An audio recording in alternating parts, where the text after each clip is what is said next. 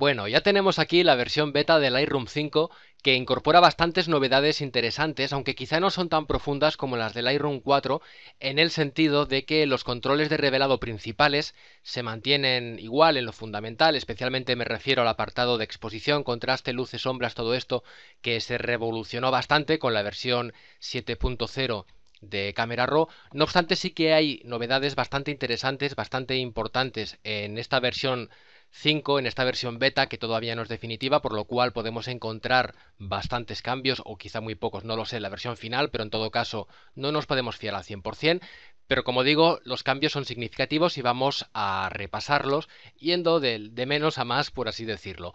Antes de entrar en materia, decir que esta versión beta se puede instalar de forma totalmente independiente de la versión que tengamos instalada. No se pueden abrir las dos a la vez, por lo menos en PC, pero sí que podemos trabajar con las dos en el ordenador. No podemos importar nuestro catálogo actual a esta versión beta, de hecho no es nada deseable ya que podría haber algún problema, así que es básicamente para hacer experimentos, para crear un catálogo desde cero y copiar nuestras fotografías a otra carpeta e importarlas al Lightroom 5. De hecho, como veis aquí, yo todavía estoy creando previsualizaciones de fotos que he copiado a otra carpeta para hacer pruebas. Y repito que es mejor no intentar hacer experimentos con fotos buenas o hacer trabajos definitivos porque nos puede salir el tiro por la culata. Yo con la versión 4 con la versión beta del Lightroom 4 ya lo hice de esta forma y efectivamente en algún momento llegué a tener algún problema y tuve que borrar toda una carpeta de fotos porque se había hecho algún estropicio extraño.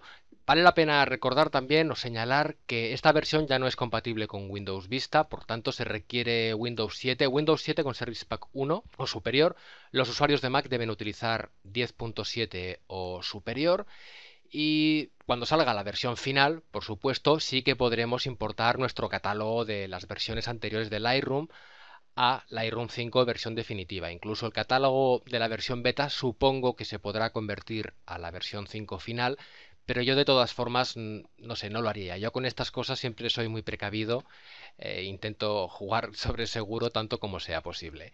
Bueno, vamos a ver primero unas mejoras muy discretas y luego entraremos en las 5 mejoras más importantes que considero que se han presentado en esta versión beta. Comencemos. Antes de entrar a comentar las que considero las 5 novedades más interesantes de Lightroom 5 Beta, dejadme que comente por encima algunas de las mejoras menores que se han introducido y que suelen denominarse JDIs o Just Do It y que suelen ser simplemente pequeñas actualizaciones o mejoras de algunas opciones ya existentes. De las que he visto me han llamado la atención tres. Una, que ahora recuerda si hemos dejado activado el aviso de sombras empastadas o luces quemadas cuando cerramos el programa y lo volvemos a abrir, porque a mí me parece que el Lightroom 4 es un ajuste que olvida, entre comillas.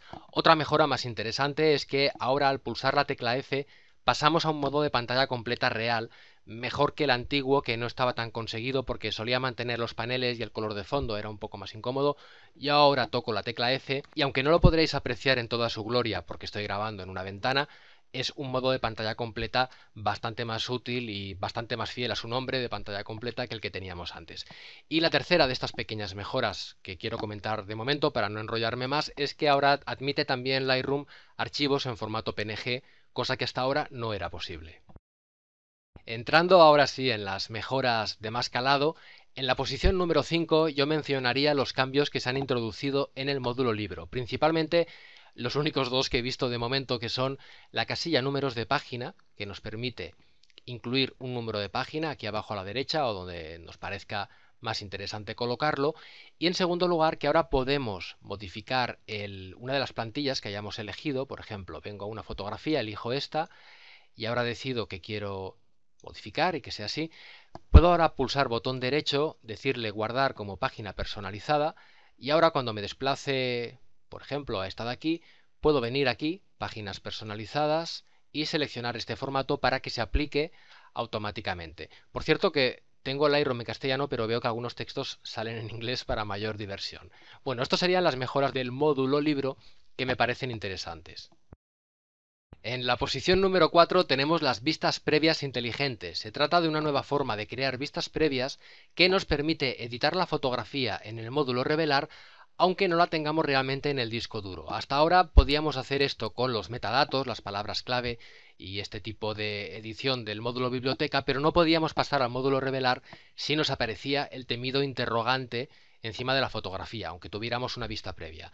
Ahora se ha utilizado el nuevo formato de DNG con pérdida, del cual quiero hablar en alguna entrada y siempre lo voy dejando y no lo hago. Bueno, se ha utilizado este formato para crear unas vistas previas de mayor calidad que sí que nos permiten editar la fotografía aunque esté, por ejemplo, en un disco duro externo que no está conectado.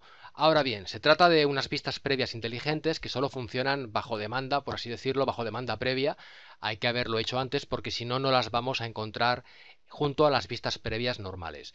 Para crear una vista previa de este tipo venimos aquí donde indica fotografía original, hacemos clic y aparecerá un cuadro que en este caso sale en inglés donde nos pregunta si queremos crear una vista previa inteligente para esta foto. Y aquí dice que las vistas previas inteligentes suelen ser mucho más pequeñas que las fotos originales, pero nos permiten seguir trabajando incluso cuando los originales no se encuentran o faltan. De este modo podemos liberar espacio en disco, manteniendo los originales en una unidad o dispositivo externo y creando vistas previas inteligentes que ocuparán su lugar cuando dicha unidad o dispositivo se encuentre desconectado. Y me dice que este catálogo ahora mismo no tiene vistas previas inteligentes. Si hago clic en este botón, se genera la vista previa, me dice que se ha creado la previsualización y ahora ya me indica aquí que esta es una fotografía que dispone de original y previsualización. Si paso a otra foto, veremos que me dice que no. Por tanto, ya ahora podría retirar esta fotografía provisionalmente y aún así podría realizar ajustes en el módulo revelar. Esto es algo que puede ser de interés básicamente para gente que viaje, que esté siempre entre su ordenador principal y un portátil y que de este modo puede hacer ediciones de verdad, no solamente de metadatos, en las fotografías, sin renunciar demasiado, por lo que he leído, a la calidad. Yo no lo he probado, pero sí que he hecho bastantes pruebas con el formato de DNG con pérdida, da unos resultados realmente muy buenos, por lo cual pienso que esto puede ser una opción la mar de práctica e interesante para gente que ande de viaje con un portátil y este tipo de cosas arriba y abajo. Y entramos ya en el podio, en el top 3, con la mejora número 3, que son las nuevas correcciones del panel de correcciones de lente del módulo revelar. Hasta ahora podíamos corregir automáticamente los fallos, digamos, de la óptica y también de forma manual algunos fallos que no son exactamente de la óptica, sino que son un efecto pues de la perspectiva, de las convergencias y fugas de líneas, etcétera. Bueno, ahora podemos realizar también este tipo de correcciones de perspectiva de forma automática. Para ello han aparecido aquí una serie de opciones que ahora tengo como desactivadas. Si yo le digo que las active automáticamente, vemos cómo ha corregido el horizonte y también la fuga de líneas vertical. Para ser un proceso automático, la verdad es que lo ha hecho muy bien. Si quiero hacerlo con un poco más de control, puedo ajustar primero nivel, que sería el horizonte, como veis ha rotado la foto correctamente, vertical, que corregiría estas inclinaciones en que las líneas de los edificios parece que convergen hacia un punto superior, pulso vertical, vemos que esto ha quedado eliminado, incluso demasiado, ha quedado un aspecto un poco extraño, y si pulso en total aplica las correcciones a tope y puede salir pues cualquier cosa extraña. Si marco restringir recorte, en caso de que quede algo aquí vacío por aquí fuera, pues puedo limitarlo. Si después de aplicar estas correcciones encuentro que ha quedado achatado o estirado o se ha alterado la proporción que tenía la imagen, puedo venir a manual y hacer uso del deslizante aspecto para intentar que la imagen recupere un poco más la proporción que tenía originalmente. Es una mejora bastante interesante, pero hay que decir que solo funcionará con fotos que se presten a ello, porque si intento venir a otro tipo de fotografías, por ejemplo una fotografía como esta, veremos que al marcar la casilla automática la mejora es bastante tímida y si le doy a total el estropicio es mayúsculo. Incluso es posible que si voy a una fotografía como esta le dé a automática y me diga aquí debajo que no se ha encontrado ninguna corrección de enderezar. De todas formas, para ser un proceso automático, que además podemos seleccionar en qué nivel se aplica, si a nivel horizontal o vertical, funciona realmente muy bien. Y en la segunda posición, esto ya son palabras mayores, encontramos el nuevo filtro radial del módulo revelar. Este filtro tiene los mismos parámetros que podemos encontrar en el caso del filtro degradado o en el pincel de ajuste y básicamente es un filtro graduado o degradado que se puede aplicar siguiendo una forma circular o elíptica. Es algo que podemos seleccionar fácilmente en la barra de opciones de Photoshop en la herramienta degradado, pero que en Lightroom solo se podía hacer con el filtro normal en forma de línea recta. Ahora podemos hacerlo, como digo, de forma circular o elíptica para, por ejemplo, aplicar un efecto de viñeteado que esté más centrado en la parte que nos interesa de la imagen y no en el centro. Si yo aquí intentase venir a efectos y aplicarle un viñeteado, vería que el viñeteado parece centrarse más en el árbol y dejar un poco a este personaje fuera del centro de atención.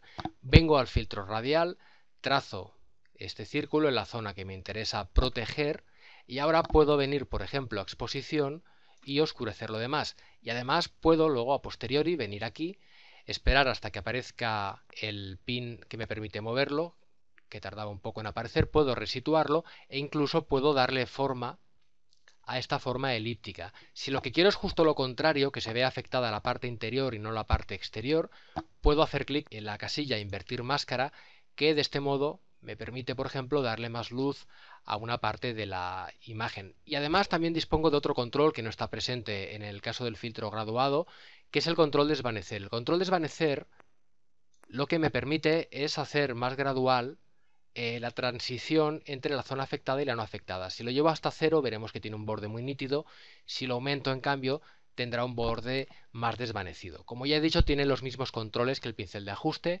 con lo cual tiene también su versatilidad y estoy seguro de que se va a convertir rápidamente en una herramienta muy utilizada en nuestros revelados de fotos en Lightroom. Y llegamos a la mejora número 1, que es la nueva herramienta de clonado que utiliza un algoritmo como el de relleno según contenido de Photoshop. Es algo que durante mucho tiempo había soñado la gente, una herramienta de clonado más potente, y que ahora por fin se ha hecho realidad y ha recortado muchísimo distancia con las herramientas de que disponemos en Photoshop.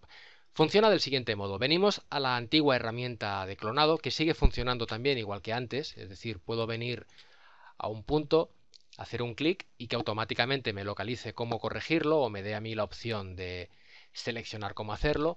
Bueno, vengo a esta herramienta, como digo, y busco algún elemento que quiera eliminar porque considere que es una distracción. Por ejemplo, este poste de aquí.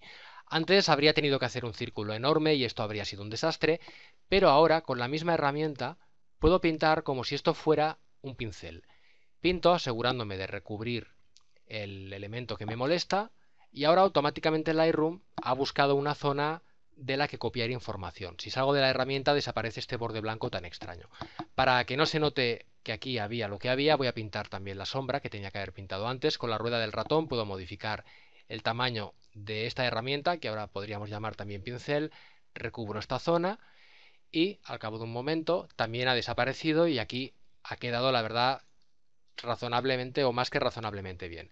Podemos atrevernos incluso con cosas un poco más ambiciosas, como eliminar esto que asoma por aquí, que es la Torre Akbar, pero al verse la puntita nada más, pues resulta un poquito antiestético, o quizá no, no sé, pero bueno, con fines didácticos vamos a intentar eliminarlo. Lo recubro y vemos que automáticamente lo ha sustituido. No lo ha hecho mal del todo, pero vemos que ha quedado desalineado respecto a la línea de esta especie de tejado. Afortunadamente yo puedo venir aquí, activar el pin correspondiente y arrastrar el espacio de referencia que he utilizado para clonar, que reacciona con un poco de retraso, con lo cual me cuesta acertar, pero bueno, puedo acabar de alinearlo. A ver, lo voy a intentar otra vez, a ver si lo puedo dejar bien. Puedo acabar de alinearlo y obtener un resultado que hasta ahora pues habría sido casi impensable en Lightroom. Además, esta herramienta incorpora otra novedad que puede causar algún que otro desmayo, que es la casilla que aparece aquí abajo, visualizar tintas planas, una nueva traducción marciana de algo que nos permite ver si hay polvo en el sensor. Al marcar esta casilla, vemos que se vuelven mucho más evidentes este tipo de cosas extrañas, como básicamente el polvo del sensor. Puedo regular mediante esto con qué intensidad se muestra el contraste y de esta forma se hacen más evidentes manchas de polvo en el sensor que si no a simple vista no se aprecian tanto pero que se encuentran por ejemplo aquí. De este modo yo ahora puedo venir y haciendo uso de la herramienta como siempre hago clic aquí y automáticamente puedo corregir el polvo en el sensor. Veo que tengo suerte porque no ha salido demasiado, pero que nadie se deprima si le aparece aquí una especie de campo de patatas porque es lo más normal del mundo. Bueno, y con esto concluyo este pequeño primer análisis preliminar de Lightroom en el que únicamente quería subrayar o poner de manifiesto las mejoras más importantes.